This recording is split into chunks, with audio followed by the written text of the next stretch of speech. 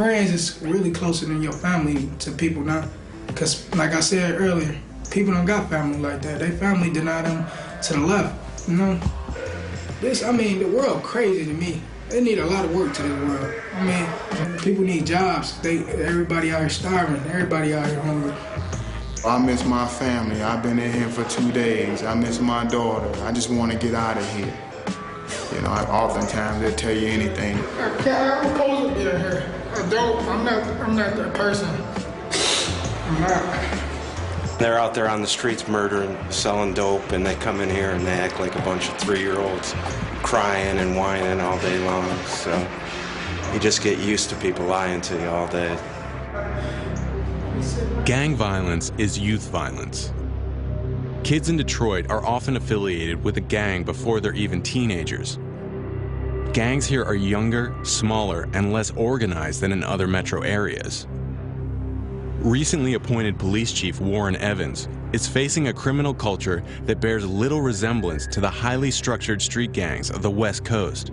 They're almost like neighborhoods or block gangs. And so they beef with each other quite a bit. It's not as organized as LA gangs or maybe even Chicago gangs.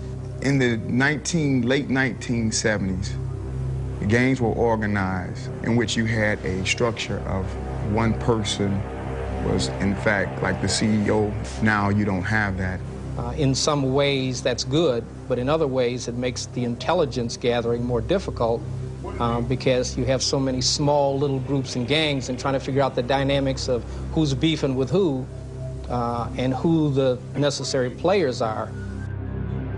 Compounding the challenge is a phenomenon that's taken root in urban culture, not just in Detroit, but across the U.S. It's called Stop Snitching. No one wants to ever be labeled as being a snitch, of talking to the police and giving information about individuals as it relates to committing crimes. Once that gets out, and they say, man, you've been talking to the police about what we're doing on the street, it'll be over for them. They'd rather see the person dead than in jail. The bus stop shooting took place in broad daylight, in front of multiple eyewitnesses. Now, pressure from the streets to keep quiet has made what could be quick justice an open case. Detroit's most shocking act of gang violence in recent history, a bus stop shooting that claimed 7 victims, has so far surrendered no promising leads. But Gang Squad has a new addition to the intelligence team, and his code name is Sandman. Sandman is aggressive, tenacious, very smart. He's very, very valuable because of his street connections there. Sandman is from East Detroit, and the gangs he grew up around are more than just neighbors. They're family. I got a nice little number of people in my family that's in the gang. They don't bring it around me. You know, they know I don't play it. Several of Sandman's cousins belong to a gang known as the 7 Mile Bloods. They're based in eastern Detroit and control a section of turf known as the Red Zone. It's a little more dangerous dealing with a non-traditional gang because they're trying to make a name for themselves. So they're gonna always be more dangerous because they feel like, okay, if I do this, it's gonna put us on the map. Keeping personal relationships with gang members is a critical part of Sandman's strategy. Those relationships can lead to intel on the bus stop shooting. Hello? Yeah. Okay, don't run. You tell them motherfuckers don't run. I'm gonna call this number back as soon as I pull up on the block. I should be pulling up in maybe like 5 minutes. Okay. Here they go down here in the street. The youngest gang member here is only 13 years old. You pretty much stuck in Southwest, you know what I'm saying? Because they like for real blood in, blood out down there. I don't want to wild out. Gangsters, thugs, monsters, don't give a about life. I lost a leg to this, man. Hey, look around. Do this. Ain't no running from it. Everybody's a 7 Mile Blood. Yeah. 7 Mile Blood Family over here. No outsiders like I've been saying, man. Don't trust them, man. The police, that's what you think of. Prison ain't shit. you talking about? Y'all know what it is? 7 Mile Blood Gang. Run this man. Just tell y'all about it, man. Free hop. Cool life. Isn't shooting, man. Isn't shooting. Don't get Living in the city of Detroit, it's so easy to get caught up in peer pressure and what other people actually think about you. Nobody want to be considered to be soft. You know, my father was a very good disciplinarian. I think if it had not been for him, I probably would have, succumbed to the streets. Most of my friends, they didn't make it. And, sometimes you have to think that some kids in these neighborhoods, they never get a chance to get out of the neighborhood. It's just getting, worse each year. And everybody has a mind of their own. So if somebody feel like they want to be in a gang and go kill somebody to get recognized, that's what they're going to do, no matter who tries to stop. See, murder, bitch. Bang, bang. It's real. If you ask them, what do you plan on accomplish out of the game? They don't know. A lot of them don't. And that's the crazy part about it. A lot of them don't even know. And I wonder how many, if you ask them, like, so did you grow up in this neighborhood, that's gonna honestly tell the truth? They ain't even renting over here, let alone own something over here. They broke, they ain't got no money. If I'm gonna be in the gang, it's gonna be for a purpose. We finna get rich.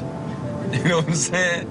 It's gonna be the millionaire club or something. It's not finna be no just to fight. That's crazy.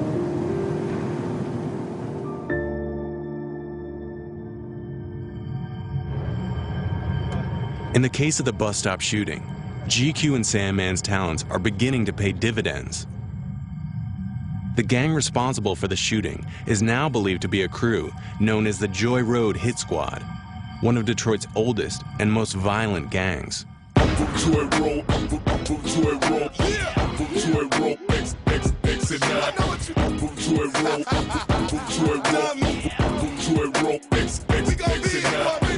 This gang is responsible for a number of different shootings, armed robberies, carjackings. Hello, how you doing? It's me again. I'm back, dog. From the backyard, still pushing that crack hard. I'm from the hood in case you didn't know it's Exenina. Where them boys made big weight. They're involved in the drug trade. So, yeah, clearly the gang is a violent group of individuals.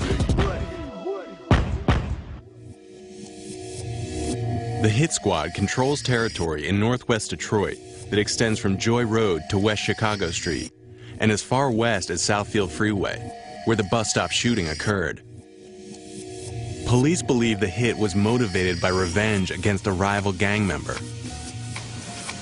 What's more, eyewitnesses have identified 2 primary suspects.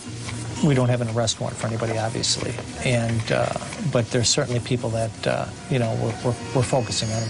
And these individuals are younger, 19, 20 years old, and represent part of the Hit Squad. Their number 1 person of interest is Demetrius Hinton, a teen who's also wanted in connection with a more recent drug-related homicide. Hinton is still at large. Now, it's up to GQ and Sandman to locate the suspects before the trail runs cold. Yeah, at 5 o'clock. Okay.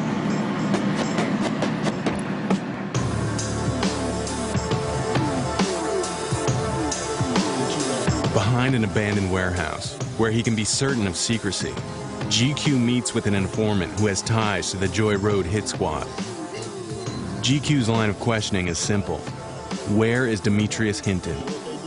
The motherfucker is public enemy number 1 in Detroit as far as we're concerned. The shooters are.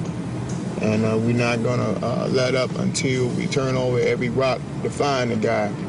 Where do you think that he would go? Where would a 15, 16-year-old go? Somewhere with some family. It had to be somewhere with some family. Wyoming.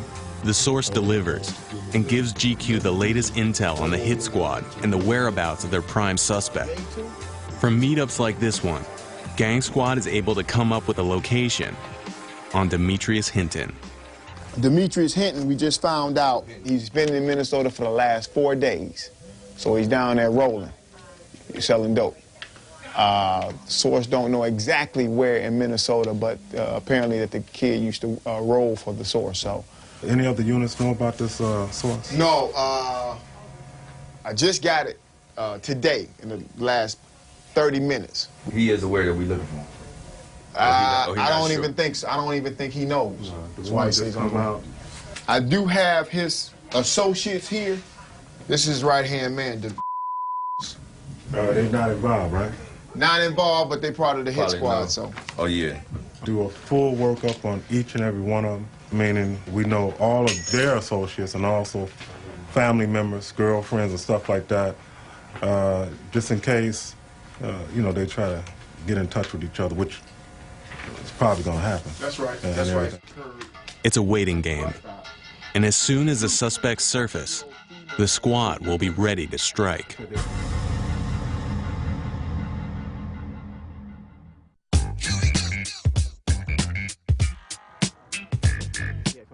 0700 hours.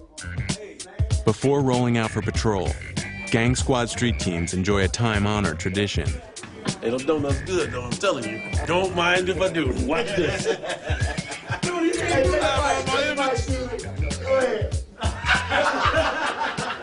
This is how we uphold our image.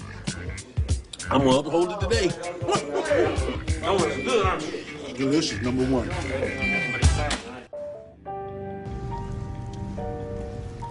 From his sources on the street, GQ has learned that the Joy Road Hit Squad, the gang believed to be responsible for the bus stop shooting, has partnered with another gang to sell narcotics. And that's not uncommon for gang members to sell controlled substances out of one house. GQ's anonymous source has also provided intel on the precise location of the dope house. I'm gonna take him to a nice little gay spot where, you know, they gamble, sell drugs out of guns. It's a lot of gang activity, you know. To investigate further, GQ and Sandman are teaming up for an undercover stakeout.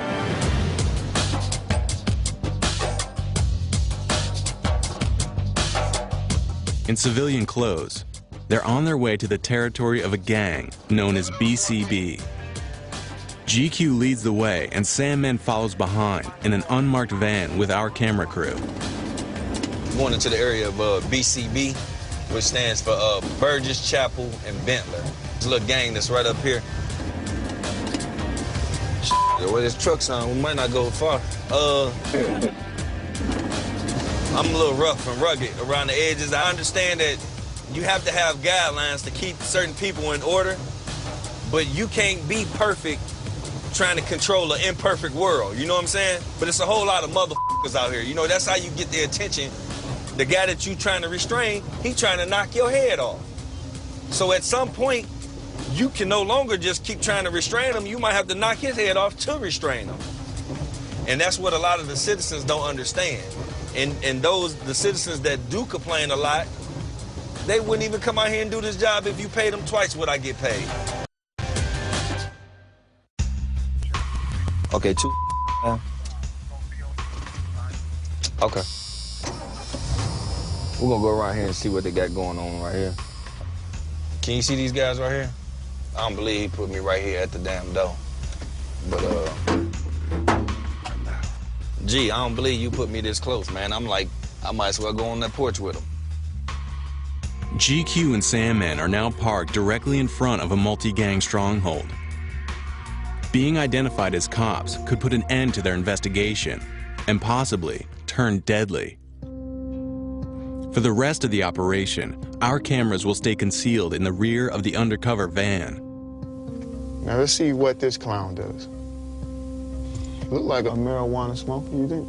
You see his left hand? See how it's clenched? Like you got some money rolled up in it. Let's see what he does. Yep.